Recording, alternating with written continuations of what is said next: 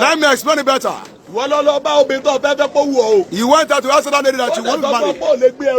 She told you her body is too much for you to bear. You said, don't worry, I can carry it. And the law you said you carry, you can no longer carry it. And you actually begged her before she accepted. Your mother-in-law said she's not giving her daughter to you. Are you successful right now? The owner of the ghost says she's not giving you. And you carry by force. They even appear to Jesus, even though they said the Lord needs it. Without it being released, he cannot ever force himself to ride it.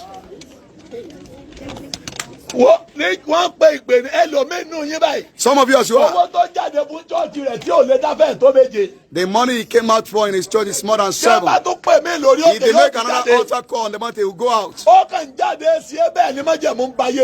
He's going out that way and covenant is destroying his life. The Bible even warned you. He said, "There is in heaven, you're next." The Bible said, "Don't destroy your life." Why do you want to say it's by mistake? If you don't have financial strength, the cup of money don't go out. You don't do it by force.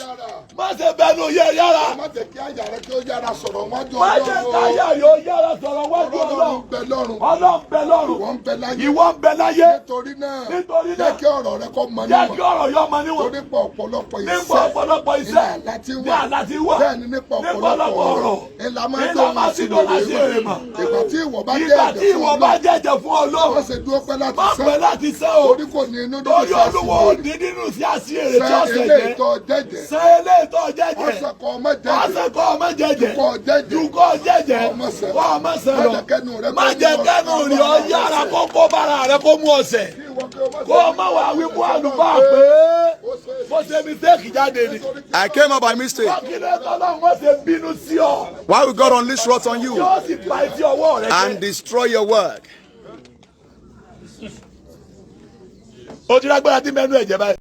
Have you seen power of vow now? Did they record it or did they read it for you? They didn't read it. They didn't let you know about it. There's a covenant. For the father he came out. And they said your voice say yes. And you anointed. There is a yoke upon you already. The day you redeem your pledge, that's when the yoke will be removed. If you don't redeem your pledge, you can be with it till the day of death and you might not make heaven. There are some things you must understand. I want to come better if you have to do it. If you don't have pray. If you don't have today, you have tomorrow. Don't push yourself to do what you don't have.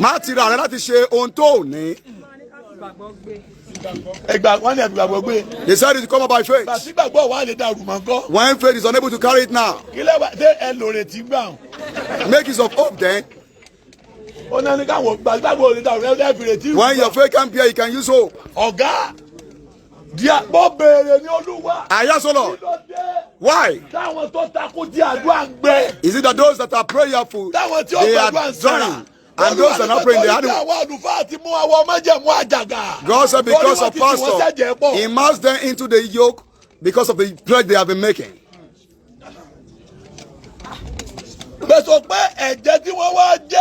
The vow they made is the reason why their life is excessively dry, because the Lord is angry.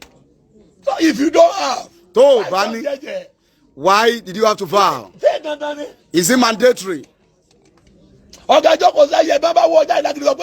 Stay where you are. If the house come up by force, then you don't have. What do you mean by trouble? I told you. Then I thought you want to buy. I said, continue with your service. I said, don't let me embarrass you. I told him the bitter truth. Those that follow the mountain. When I used to go to 12 mountains every year, on getting to one mountain, Daddy said, help us to tell your people to help this mountain. We contributed more than 3 million. That daddy said he's not pleased with the money. He went on the pulpit. I said, this man will spoil my name. You people switch off your phone. He started asking you. A man bought a wristwatch that worth $3,000. He gave him.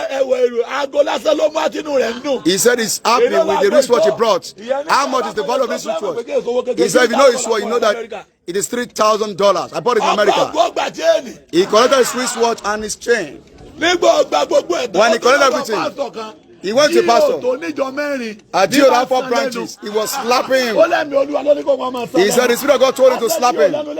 He slapped Gio faster. I said, this is a slapping pastor. Whenever I'm on that mountain, whenever I see him coming, after praying, I will avoid him. Anybody follows me, cancel them. I will say, he dare not say he want to see me. I will lambast him.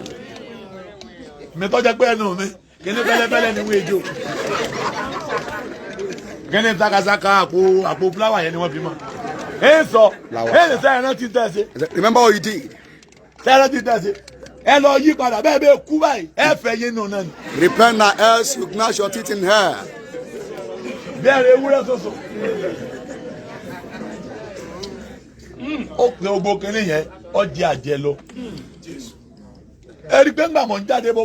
When I was coming, I called me. He said, when will you bring mechanic here? I said, you can buy it and bring it to my church. I said it publicly. I said, I'm also in need of a mechanic in my church. I said it openly. I don't have. I told him the fact. When he was not ready to listen, lift up your hands. It is only men that can deliver you. Some they cannot remember the total of vow they made. Should we talk about Monica? You asked her beside you the other day. For Mr. Ashim to say his father is the owner of Nigerian buildings, but it's not just pompous and arrogant. Because he wants to ask her the lady. My father bought Nigeria. Daddy own the airport. Your daddy is the owner of airports. Okay, airport. No one looking at the Jire. Is he the one that has a Jire?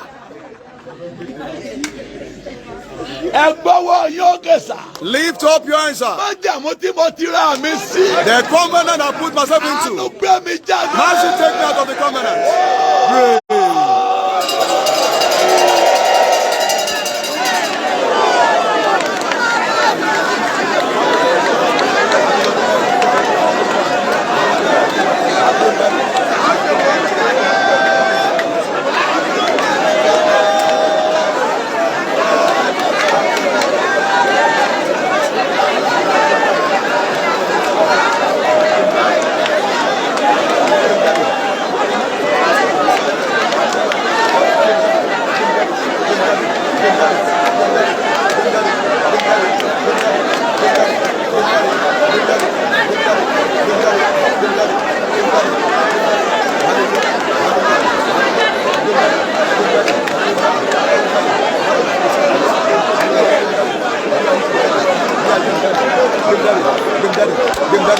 Daddy,